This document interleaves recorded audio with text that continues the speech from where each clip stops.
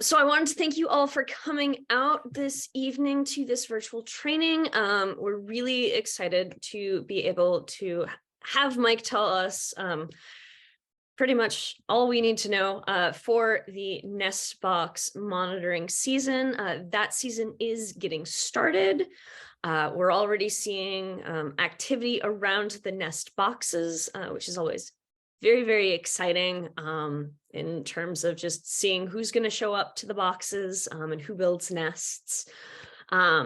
We are also this weekend on Saturday going to be having an in-person training at McClellan Ranch in Cupertino. Y'all are welcome to come out to that, whether you're in Santa Clara County or not, although it might be a little bit much of a drive for some of you. At that training, Mike is going to be doing a little bit further presentation in person, and then you're going to get the chance to have a little bit of practice of actually checking some of the boxes that we have at our Nest Box Trail in McClellan Ranch. The weather so far is looking good for that, but that's going to be beginning at 1 p.m. This Saturday at McClellan Ranch in Cupertino. With that, I'm going to pass it over to Mike Azevedo. Thank you very much. And before we get too far, for the people that are in San Mateo County who are saying, "Oh, Cupertino, that's kind of a drive," but we're also doing it in San Mateo County. So we're just doing a different day. It's the same basic structure. There's going to be an in-person training, which is basically part 2 of this. This is part 1. That's going to be part 2. And that's going to include a little bit more in-class instruction, but it's also going to include some workshop-y stuff out in the field. So I think it's going to be fun. So I want to thank you and welcome everybody to coming here. I'm a little under the weather, as you can see. I'm sure I'm going to be in much better shape in 2 days by the time it's time for our first in-person thing at McClellan Ranch. And before I go any farther, I would like to introduce my colleague, Georgette Howington, who is the county coordinator for Alameda County and Contra Costa County. I'm the coordinator for Santa Clara County. And then Davina, if you could do me a favor and let us know, and are they here, the coordinators for your county and kind of a general structure on what you got going with your program. Thank you, Mike. In San Mateo County, that is Sequoia Audubon Society, we have divided the county up into 3 sections. A northern section that's being coordinated and led by Ronnie Eaton, who is with us this evening. Yeah, hello. Thanks, Ronnie. That is basically from Highway 92 north, the skyline up towards the city. And for our southern coordinator, we have Kristen New, who I know she was without power up on in Woodside along Skyline today herself, and has connectivity issues and probably was unable to join us. I know she had intended to. So unfortunately, it doesn't look like she's able to join us, but maybe she'll jump in at some point. And we're actively looking for a COSI coordinator to be able to install more boxes on the San Mateo County coastline.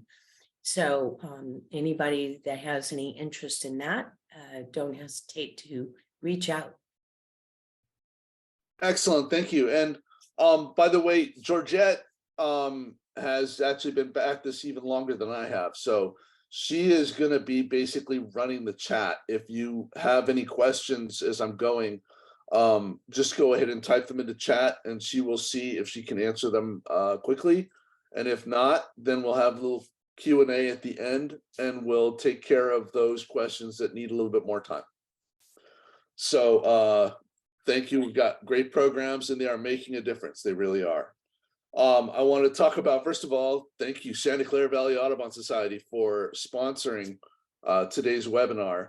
And for we have the Cavity Nesters Recovery Program, which I think that's what the Sequoias are calling theirs as well, right? I think so.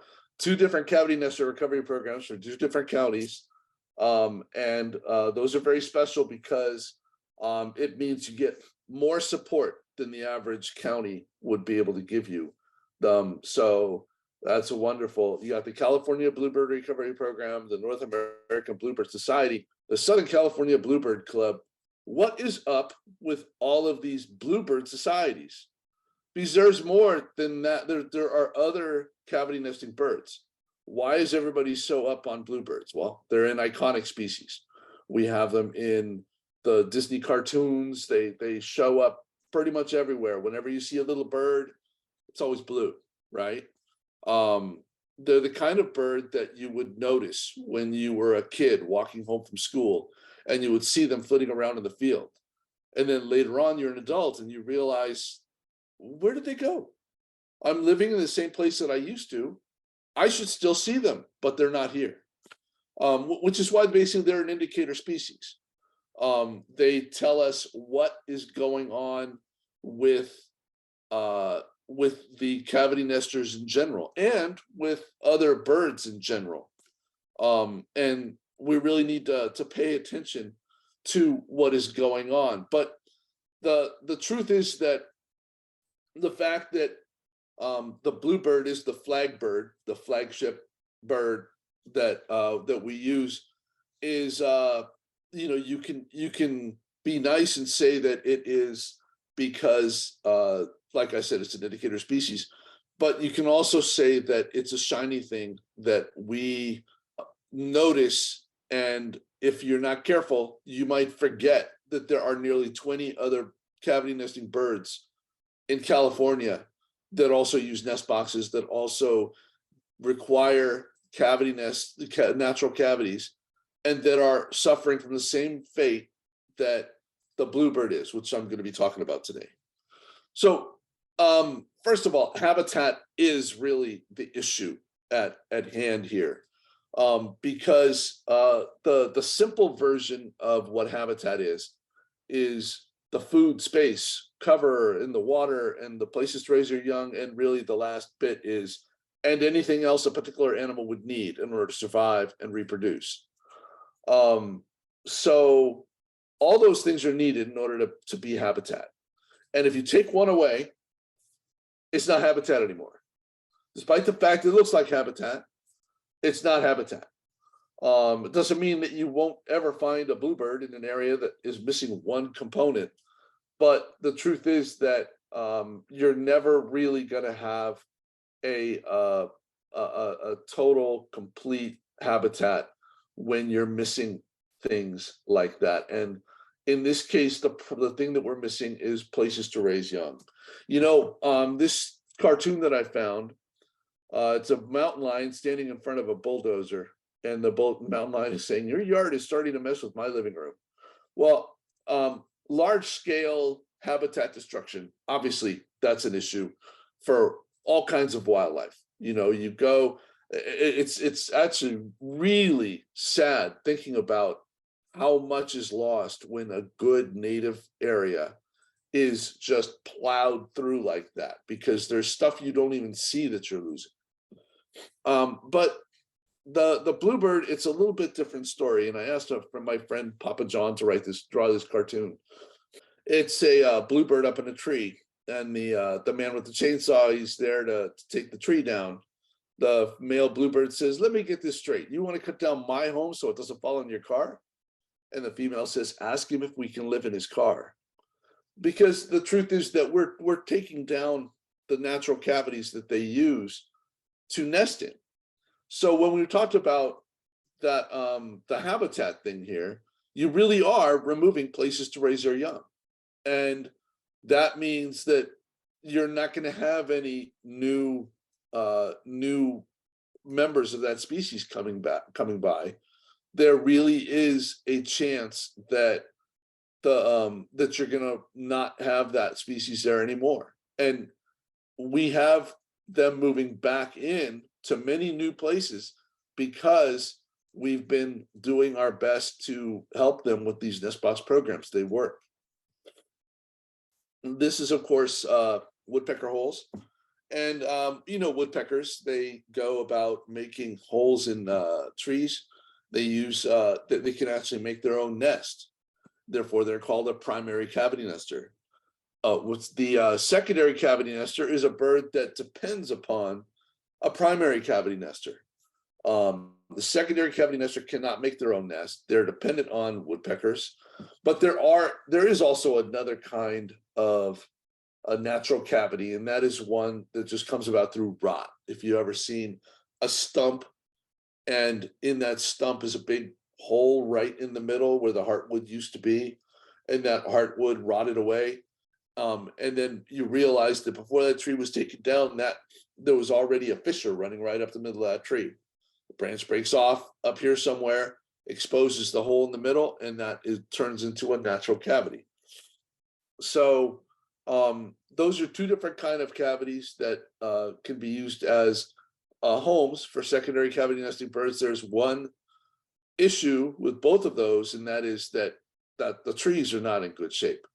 And chances are people are going to be concerned, and they're going to take them down just so they don't fall on people or property. And when that happens, these secondary cavity nesters lose their nesting opportunities.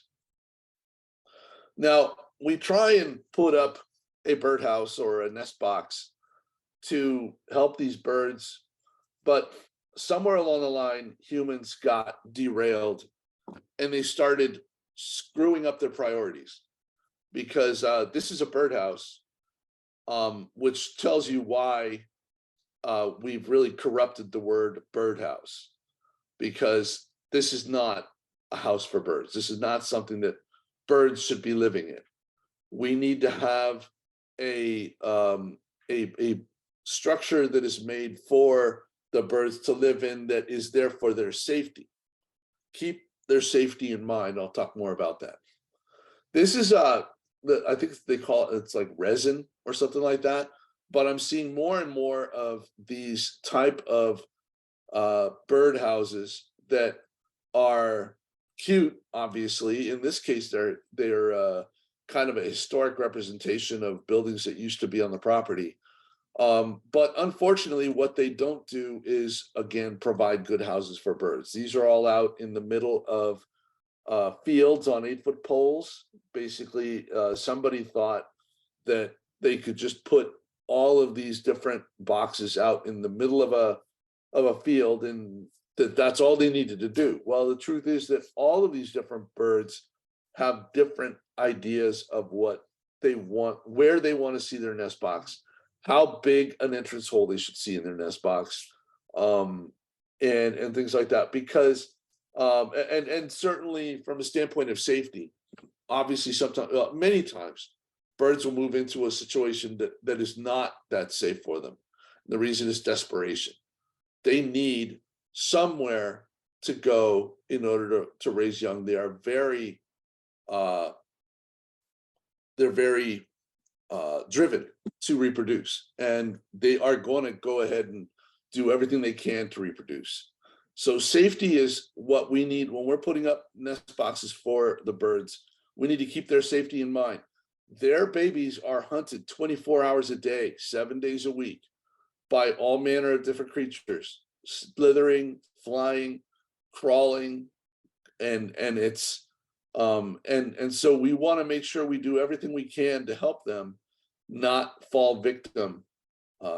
They already have enough challenges as it is, without our just deciding that our artistry is more important than their safety. So these are the kind of nest boxes. You notice that those are actually facing each other direction. You would think that you would not want them that close, but in this case, they're paired boxes that we'll learn more about next time at the in-person training. I want to talk about what it's going to take in order to have a good nest box. the first thing that we need to do is to have the ability to clean and monitor a nest box. That means that they have to be side opening, well, or front opening. You have to be able to open it at all. I mean, we actually found a nest box where the only way to open it was to unscrew the screws from the bottom and pull the floor off. That is totally unacceptable. There are boxes that you can open from the top, and those aren't good either. They have their advantages. You can get a good picture with them, but they're not going to be easy to clean out. And cleaning out is part of the safety aspect of cleaning out well.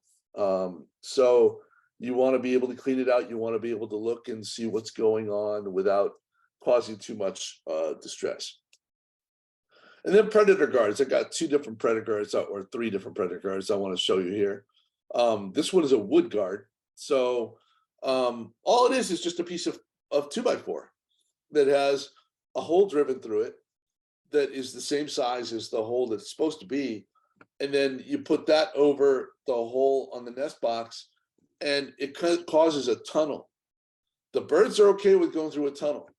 It kind of mimics the natural cavity, if you think about it. But but for the snakes and things like that, or the birds especially, for the birds, if they are able to stick their neck in, that this is going to keep them out like another inch, and that inch could save a life. So this is a wood guard, and these are two different kind of guards. The one on top, the wire guard, is called a Noel guard, Noel, and it's easy to make out of wire. And then the one on the bottom is a stovepipe baffle that is made out of stovepipe, and it actually, what you don't see the bottom here, but what basically is going on is it's being held up and then off the ground. So when a snake comes up, it sees that hole from a distance. It says, I'm going to investigate that, goes up under the pipe and circles up through this stovepipe baffle, gets up to the top, there's nowhere to go. So he turns around and comes back down. Some very big snakes might be able to figure their way around this, but the more locked doors you have in front of a thief, the less likely you are to suffer, to be victimized. And the same is true of these things. So a Noel guard is going to help. A stovepipe baffle is going to help even more. If you have the two of them together, they are actually that much better, because you're doing two different things that is going to make it that much harder for them to get by, to predate your birds. Do you notice the way this bird is holding onto this nest box? It is not using a perch. There's no perch on this nest box, and it is able to hold on to the front and thrust itself through. And it doesn't need a perch. The only thing a perch would do really is to help house sparrows and to help predators. So we don't want a perch on the nest box. You don't need it. You don't want it. You don't need it. So no perch. And what this is the kerf. This is like a ladder. Many of our cavity nesting birds don't really need this, but some do.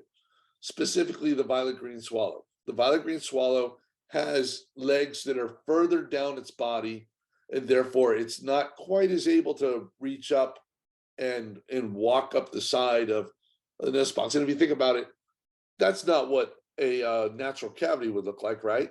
Natural cavity, which is made by a woodpecker that's kind of beating the wood out.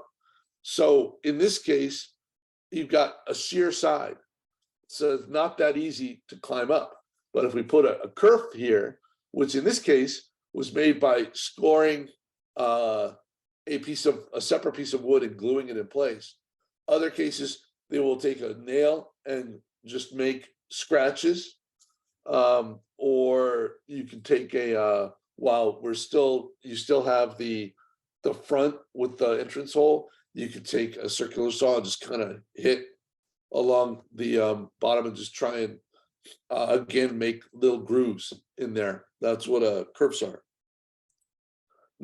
Many of your birds are going to be able to do without them, but the violet green swallow, it would really help them.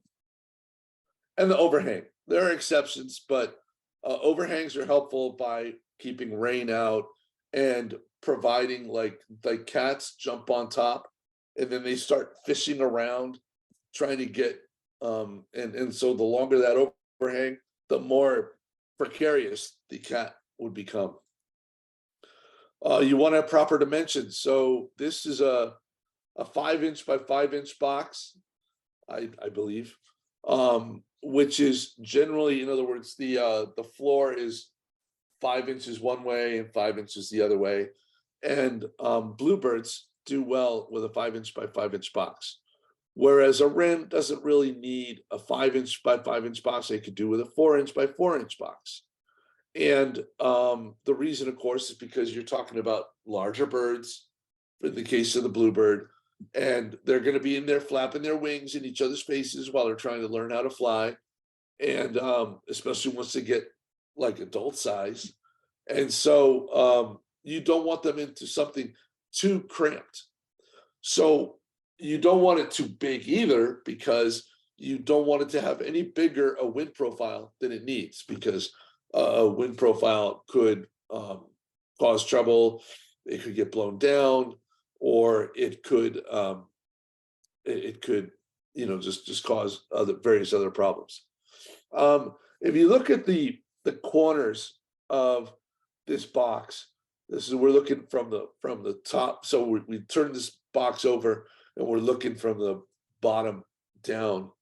You see the drainage, which is little triangles along the corners, and those look big, but the truth is that's what you need. You need that kind of drainage. Some people go and they drill holes in the bottom, but that's not really good enough. And the reason it's not really good enough is because those drilled holes get plugged fairly easily. These don't get plugged. And you might say, well, those look really big. But once the birds go and put all that straw down and turn it into a nest, all of those holes, as big as they are covered up, and nothing is going to fall through them. So that's the kind of drainage you want. You don't want no drainage, because believe me, it gets humid in there. If any water gets inside from rain or whatever, you need it to be able to drain out and dry out. I've opened a nest box that didn't have proper drainage, and it was unlivable inside. Sturdy and waterproof. Now, that is something. When I say sturdy, obviously you want it sturdy. You don't. One of the problems that we have is raccoons, which will literally rip the nest box apart. So you do want it sturdy. Waterproof. You want it waterproof, but I mean water resistant. I mean, you're not. They have holes in them. They have the entrance hole. You're going to want ventilation. So you're not going to want to have something that is completely waterproof that you could put into a creek and it comes up totally dry. It's not going to happen. So the idea is you want it to have reasonable water turning abilities, and then the proper entrance hole size. So the entrance hole size is actually really important, because and this is one thing about natural cavities. With a natural cavity, you take what you get, and the woodpeckers or the rot or whatever it is that they're depending on, they're not trying to get nest entrance holes that are the perfect size for the bird. That is something that we can do for the birds in order to help them. And believe it or not, it has made a big difference, because we've introduced some birds that I'll talk about later that are able to get into the nest boxes, and they're able to destroy the babies, destroy the eggs, and kill the adults. And we can actually discourage them. I'll talk about them. We can discourage them from having the appropriate nest box hole size. 1.5 inches is what you need for a bluebird, and for a wren, chickadee, for many of those smaller birds, they can get by with a 1.25 inch or even a 1 1/8 inch entrance. And by the way, it's easy to figure out what size you need for each because you can Google all these different dimensions. The one thing is that dimensions, as I alluded to earlier, the dimensions, there's more to it than that. There's more to it than just dimensions. But finding the dimensions, finding the entrance hole size is easy by Googling it for the particular species you are trying to help. So you want the entrance hole no bigger than the bird you want going in. For example, the European starling can get into a 2-inch hole, but all of our nest boxes for, or I should say, the vast majority of our nest boxes for the smaller birds require either a 1.5 inch hole or smaller.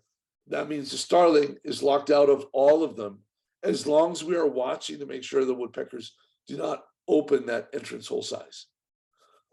So we gotta, every time we go there, we want to be watching that entrance hole and make sure that it stays where it's supposed to be. And the smaller birds, we can actually keep the house sparrow. The house sparrow can get into a 1.5 inch hole. That means the bluebird and the house sparrow are competitors. And that's a problem because the bluebird is relatively nice by comparison to the vicious house sparrow. So that's why we're stuck with having 1.5 inch hole for the woodpecker, for the bluebird. For the ones that are smaller, if you know that's those birds are the ones you're going to be getting, use a smaller entrance hole size. Finally, placement of the box, use the preferences of the particular species in mind. And I'll be talking more about that in the workshop. You want to make sure a clear entrance.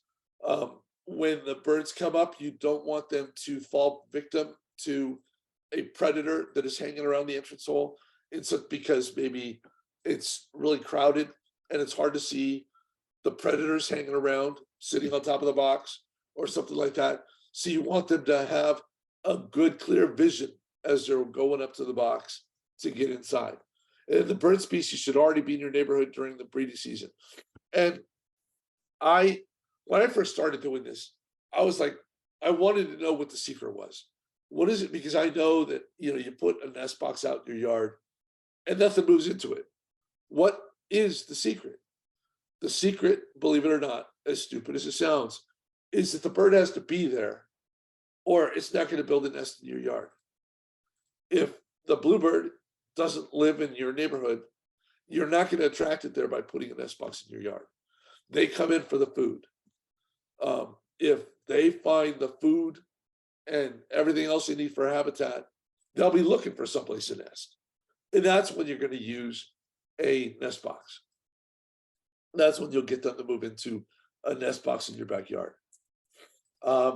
This is actually just a representation of how easy it can be to make a nest box. If you take a plank like this and just make the appropriate cuts, you can actually make it so that you can put together a nest box. Now, I've got to get a better one than this because this is actually a tip box, which means it's a European box. And it's also even a top opener, which we don't want that either.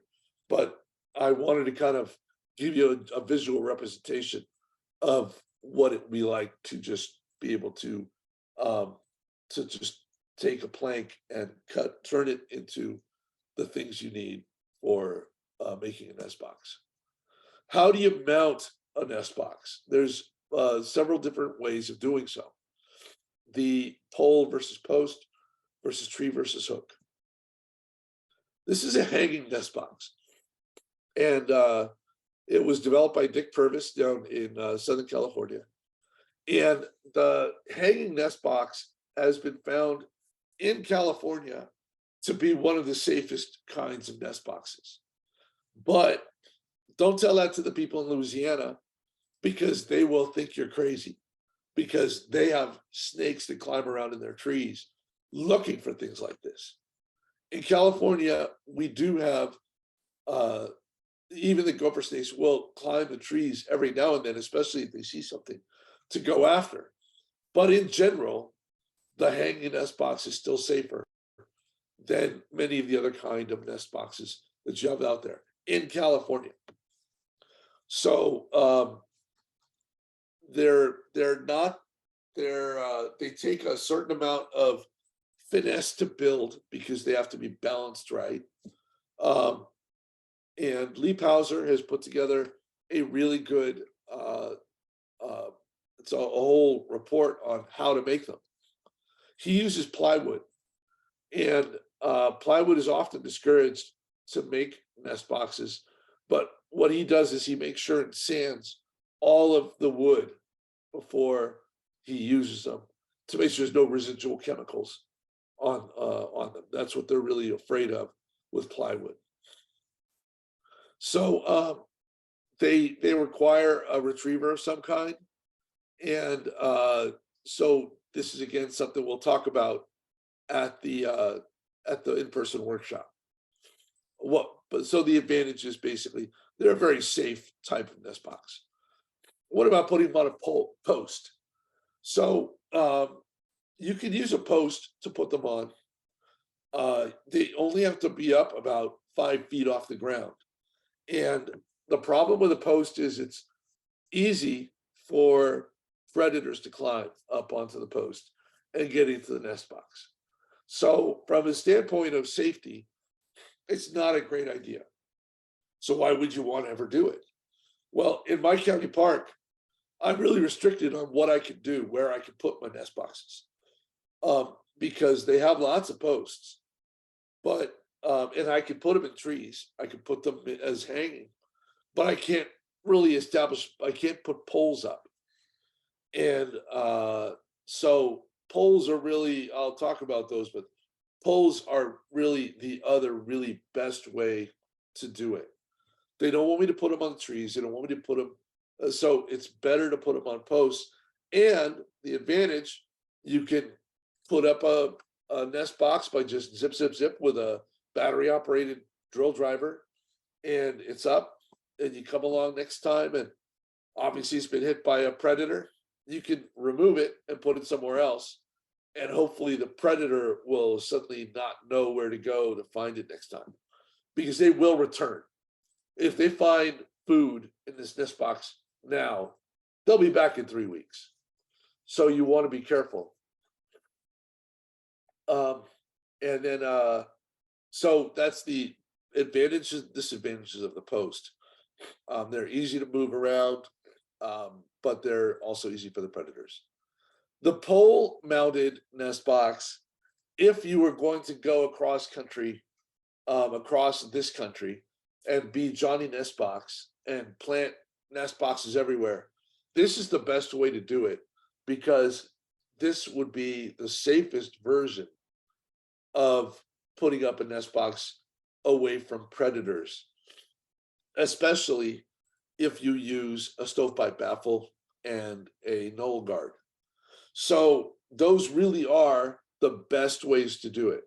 The hanging nest box is probably a close second, but so they're not that hard to put up. I'll talk about them during our in-person meeting. And I got this photo from scios.org, and it shows Beth Zimmerman's attitude towards mounting them on a tree. She says, is this a nest box or is it a mouse house and raccoon feeder? Because they're, again, easy, just like the post, they're easy for the predators to climb and get access to the nest box. So you don't want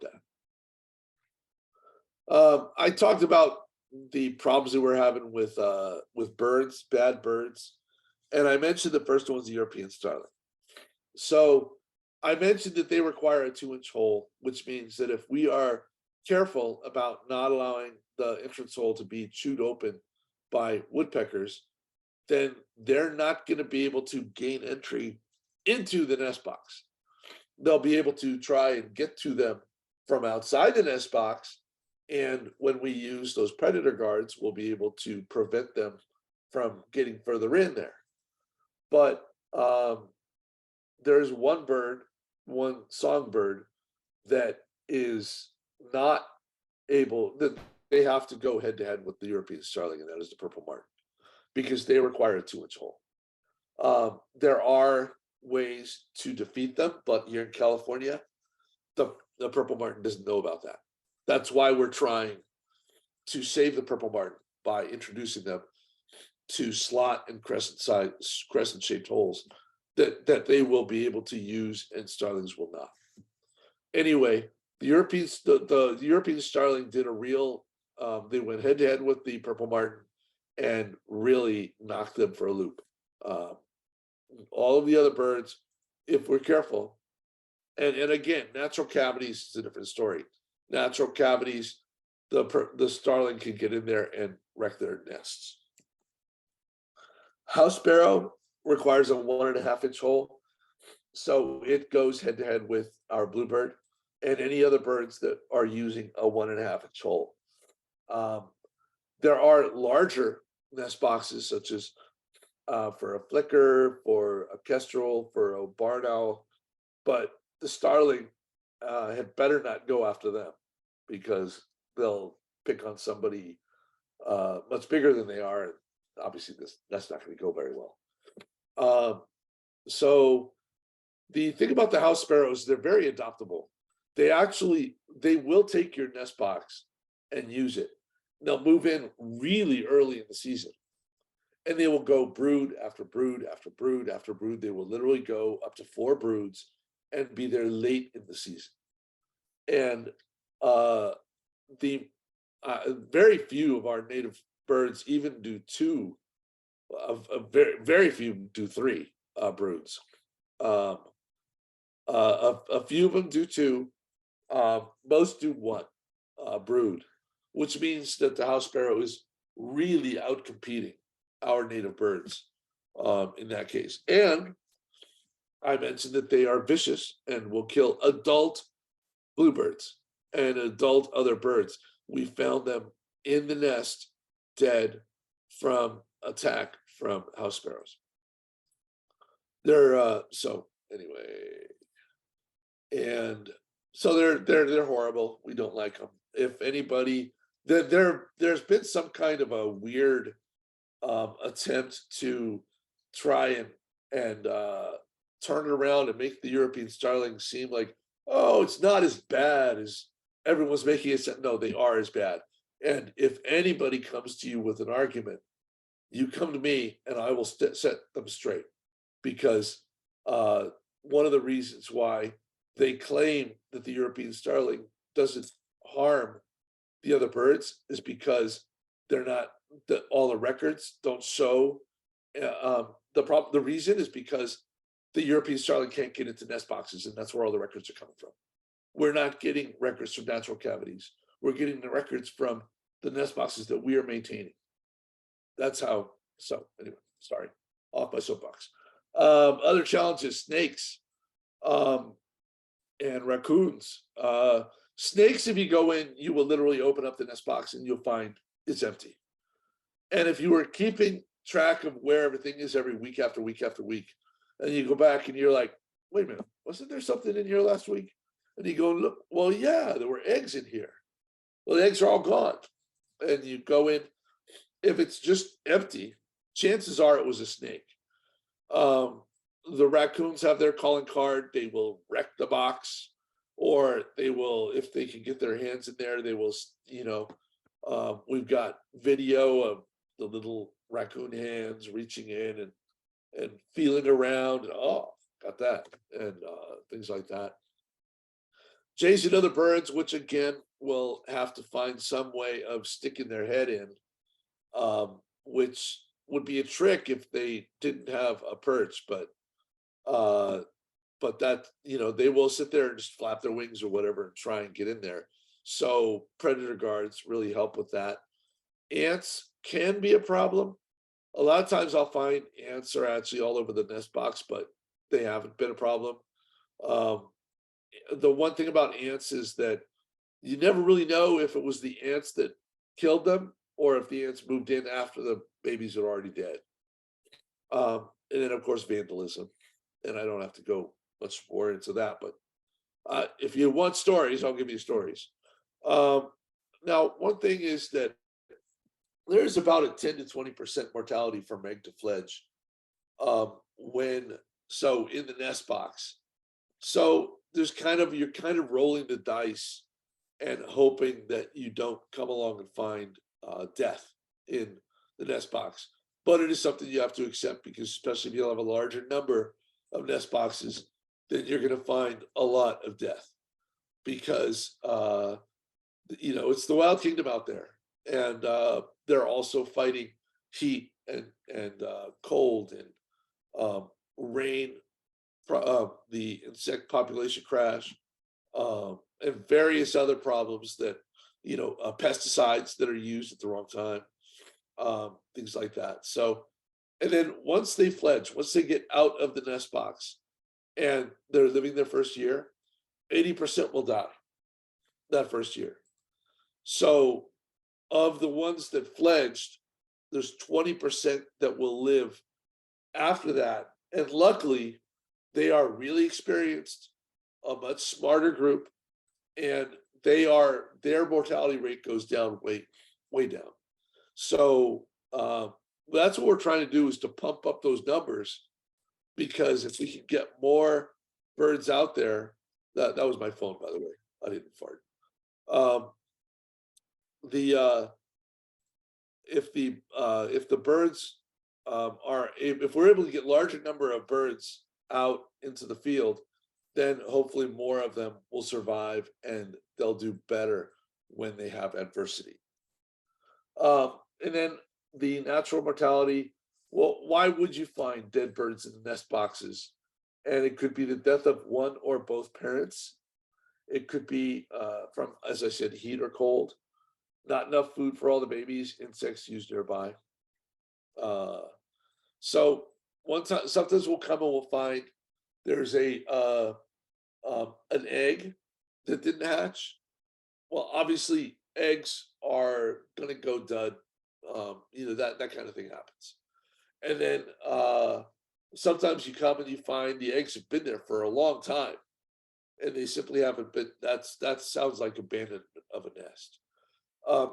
If you have a 2-day-old baby, and then a 5-day-old baby, then a 7-day-old baby, all dead in that order, so they're kind of gradual, then you know that what may have happened is that one of the parents died, and the other parent is struggling to keep up with feeding all the babies. And at some point, they have to start. They can't get enough food for everybody. So things like that. You can kind of look at the clues and let us know when you find this stuff, and we'll try and help you out. So why do you do weekly monitoring? I was saying we'd like you to go every week during the nesting season, which is roughly February through August, for the bluebirds. And there's, when I mentioned 20 different birds, that includes a lot of larger birds. And so those larger birds, that's a whole different story. But for the songbird size birds, we ask you to do a weekly monitoring check to prevent house sparrows from taking over the nest box. Is one. We want you to remove the eggs so you don't have to remove the young later on.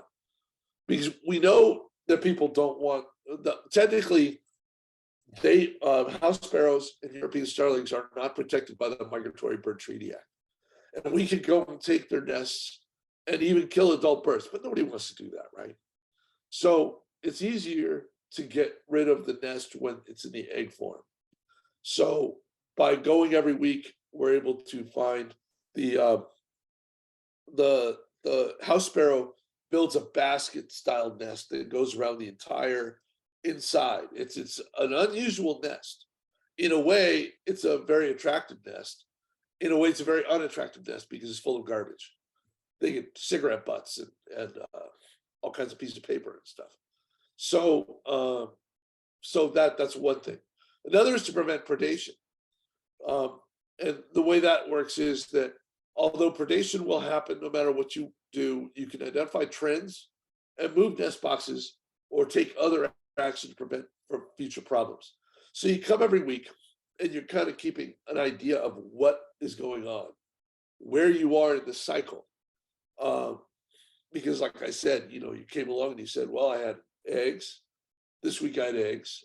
Next week I should have young babies. The week after that I should have older babies. And I'll show you about Bluebird math in a minute. But by going every week, you're able to kind of tell where you are in that cycle. And when you realize that something bad happened, that everything's gone, then you'll know that you got hit by predation. And if you got hit by predation, you might want to move that box. Because like I said, whatever it was that came and ate those babies, they'll be back. They'll be back in a couple of weeks because they're going to wait until something else tries to nest in there. But if you move it, they might not be smart enough to pick up that the box is still there. So what you would do is you would go ahead and move the box and hopefully reset things. Now, because otherwise we call it an educated predator. We don't want them to be educated. This is basically Excel that I set up. And you notice I just use trees, TRES. That's a tree swallow. There are 4-letter monikers, abbreviations for all these different birds. And if I remember right, I believe that it is available at cbrp.org. I'll try and verify that, and I'll have more information on that at during the in-person. So when I was doing this, I was saying TRES 95%. That meant I had a nest, but there was nothing in it. And then TRESBR, that meant that I found a bird brooding. And remember that first photo I showed you at the very top was a bird brooding. The bird is just sitting there on the nest. And I open up the nest box and there, would you please close that door? I don't touch the birds. I have a no-touch policy. And I ask all of you to do the same thing. There's no reason to go and touch the birds. No reason to touch the eggs. There are exceptions to that. If you find a problem, go ahead and touch the birds in order to deal with the problem. If there's horsehair wrapped around the leg, the baby's hanging by a horsehair or something like that, or you find blowflies that you need to remove, or something along that line, then go ahead and rescue the babies. I'm not trying to stop you from doing that. But for example, some people I know would actually go and remove the bird and try and count the eggs underneath. There's no reason to do that. Just come back the next week. Chances are she'll be off the nest and you'll be able to count the eggs next week. And if she's still brooding, then just count the beaks when you do come back. And what I found is that you don't even need to count beaks most of the time, because when you know how many eggs there are, you know how many should fledge at the end. So it's not a perfect system because obviously every now and then one chick disappears somehow. But for the most part, what happens is you, if you know where you are in the cycle of things, you should be able to tell whether you have been hit by a snake, or if all the birds fledged. If it's right at the perfect time, then chances are all the birds fledged out of there. And then you look for bodies and you look for bad eggs and you just subtract. So in this case, I said trees for tree swallow. Here's Weeble for a Western bluebird. CBCH for just a back chickadee. And as you can see, I counted the number of eggs and I got a consistent number of eggs here. And then when I saw that I had tree swallow young, I didn't even bother counting them. I just looked at, oh, I got young, closed the box back up. And then when I come back later, they're all gone. I said 3 fledged.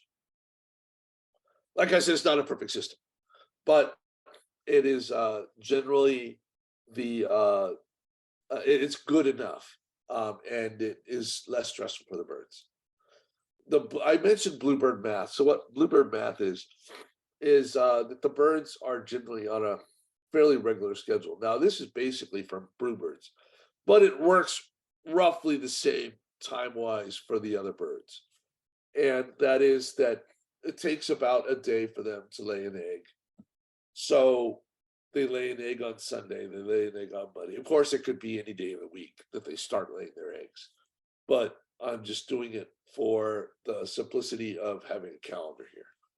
They lay an egg, and then they get to the egg of the 5th day, then they start brooding. And it works out really well because basically it takes them 2 weeks to hatch. So then they start hatching, and it works out really well because it takes about 2 weeks to get close to fledging. In that last 4 days, we recommend you don't check if you can help it. Now, I'll just go ahead and check, and I haven't had a problem yet. But what you're trying to prevent is pre-fledging. And where that comes in is there's a point at which the birds can get out of the nest box, but they can't get back in. And if they can't get back in and they get out of the nest box by accident because they fell out when you open up the nest box, then you want to try and stuff them back in, and that could be a challenge. So you don't want to do that if you don't. I mean, if they flew away, they're probably in good shape. But if they fell out and now they're flapping around on the ground, then you want to try and get them back into that nest box. So that's what that close to the fledge is. So you can see how this cycle works, and it works very well because when you go and you see that you have 2 eggs, you come back the next week and you find that there are 5 eggs. You know that things worked out this way. You know exactly that this is where you were, that you had 2 eggs, now they're 5, and that you're in this particular date of the cycle right here. So let me point out that the Santa Clara Valley Audubon Society is available. Sequoia Audubon Society is available to answer questions about this stuff. cbrp.org. And by the way, if you want to write to the California Bluebird Recovery Program, and I should have written this down, but it is info@cbrp.org is kind of a generic email you can write to get a hold of me and Georgette and a couple of other people. silas.org is a place you can go for, it's kind of a clearinghouse for information on nest box monitoring. This weekend, be ready for mud because it shouldn't be raining, but it will have been raining, and it's not going to be a problem. We're not going to be driving on mud. We'll be able to park in a parking lot, but you are going to want to, but you're going to be walking around on mud. So wear sturdy shoes and wear a good jacket and wear pants you don't mind getting dirty and things like that. And we're going to be walking around out there lifting nest boxes and seeing in general what's going on.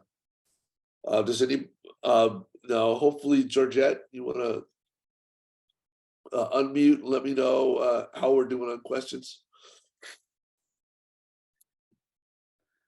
We're doing fine. There was one question in particular and it was answered. All right, so we're in good shape then? I think so. I think we're good. Okay, well, Carolyn, can you tell me what time this weekend, when on Saturday are we meeting at McClellan Ranch? Yeah, we're going to be meeting at 1 p.m. at McClellan Ranch.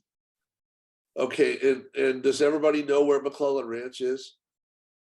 Is there anybody that doesn't? If you could put it in chat. Certainly. It's. Do you want to post the address in chat? And Davina, do you mind posting the address of the place that we're going to be meeting on March 4th, right? Correct. Saturday, March 4th, 11 to 1. I'll At- put at the assembly room at Central Park. We'll have signs up so people will be able to find us easily. And It's that's- basically at the recreation center in the middle of Central Park. And in that's in San the middle of Mateo. in San Mateo, city of San Mateo. Right.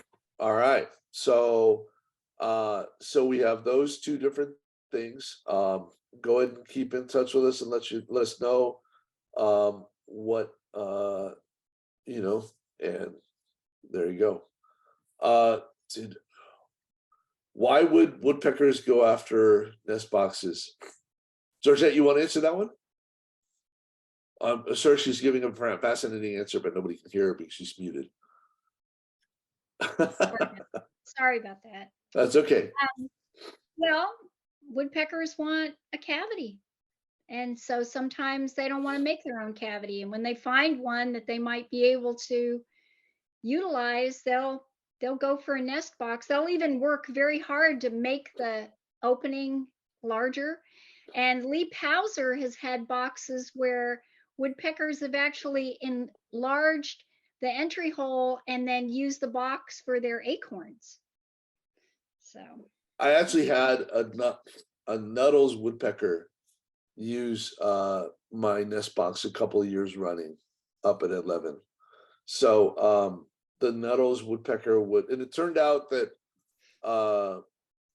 most of the time we recommend using redwood boxes, but I had a couple of students that offered to make me nest boxes, and they made them out of pine before I got a chance to tell them no. So I went ahead and put them up, and it turned out that the pine nest boxes, the woodpeckers loved them, and they went and they used them because they were soft wood that were really easy for the woodpecker to go in and make. And so now I know what to recommend when people are trying to attract woodpeckers to their nest box. And Chitra, I hope I'm pronouncing your name right, asks, where can she buy a nest box? Commercial nest boxes are dicey, Chitra. We've had bad luck with commercial nest boxes. We do have a reliable plan. In fact, we have two on the website, one for the hanging box and one for a box that we've coined as the Don Yoder box. But it was originally, that box is developed over probably 100 years. And it was originally the North American Bluebird Society endorsed box, which they don't do anymore because there are so many boxes that are being used in the United States. Many of them are really good. We're not saying that ours is the only good nest box, but we've just had really good luck with it. So we recommend that particular plan. And I would imagine that as large as your Audubon Society is, there's bound to be somebody there, even a group of people that would be willing to build boxes. Davina, is that the case? Because I know here in Contra Costa County, we have 2 or 3 woodworkers that will make boxes. And yes, we've got a phenomenal nest box volunteer who's been building boxes. And a year ago, one of our members in completing an Eagle Scout project built mini boxes, including barn owl boxes for us. So we've got a storage locker with a lot of boxes and retriever poles for our monitors available. There you go, Chitra. There's your answer. So just contact Davina if you need a few boxes. So if it turns out that obviously that's one way to do it, is to contact the Audubon and see if they have boxes that are available. I do want to point out that Los Gatos Bird Watcher is available in Los Gatos for those people who live near there. And Wild Birds Unlimited is available in is it Pleasant Hill? What was the city, the Walnut Creek one? Is that Pleasant It's Hill? in Pleasant Hill. It's in All right, Pleasant. and then so she's saying Birders Garden in San Carlos has some. The two places that I just mentioned, the Wild Birds Unlimited and the Los Gatos Bird Watcher, the thing I like about them is that I know that the people in charge know basically what makes a good nest box. That does not necessarily mean that what they're selling is a good nest box, because as I was told, I came in and I found a nest box that was horrible. Remember, I told you that there was one that somebody had, that you had to remove the floor in order to get to it. Yeah. And I said to the owner of the store, I said, what is going on with this? You know better than this. And she said, yeah, but the problem is that this old man walked in and he had 4 of these boxes and they were cute. And he asked me if I would buy them. And I couldn't say no to this old man. And so I went ahead and bought the boxes. I put them on sale. But I'm a business. And if I buy a box, I have to sell them. That's the way it is. So there are going to be times when you're going to have boxes that are there that really don't pass muster, which is why we deliberately explained what makes a good nest box, because we want you to be watching for that stuff. We want you to be watching for the ability to open the nest box. Yeah. And the security of the box is critical, because some of the commercial boxes don't have good secure lock mechanisms for the boxes. We use tight screws because, sticky fingers on the trail can happen.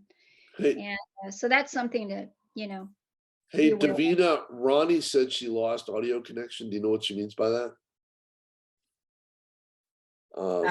No, in fact, I direct messaged her to clarify. Okay, cool. Okay. Just let me know. I'm not sure if she can even hear us or what. Can't hear anything when I try to join the audio button. Program responds and it is not working. Uh-oh. Oh, no. Well, we are recording it, so she should be able to watch the last little bit.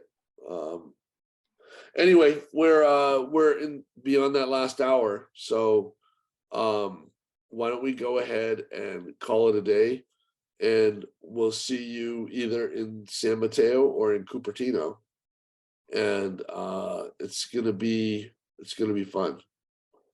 All right, and so yeah, so I'll look forward to seeing meeting all of you out there.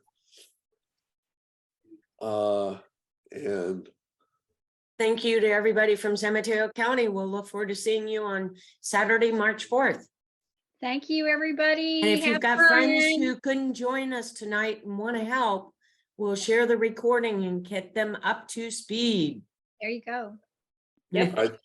If you're from Santa Clara County, we're very excited to welcome you to McClellan Ranch this coming Saturday at 1 p.m. It's a gorgeous trail to walk, and we've already started to see some nesting activity. Oh, Davina, could you tell us one more time what time on next Saturday, the 4th, what time we're meeting? 11 a.m., 11 to 1, and refreshments will be served. Good deal. All right. See everybody at these different in-person events, and look forward to meeting you.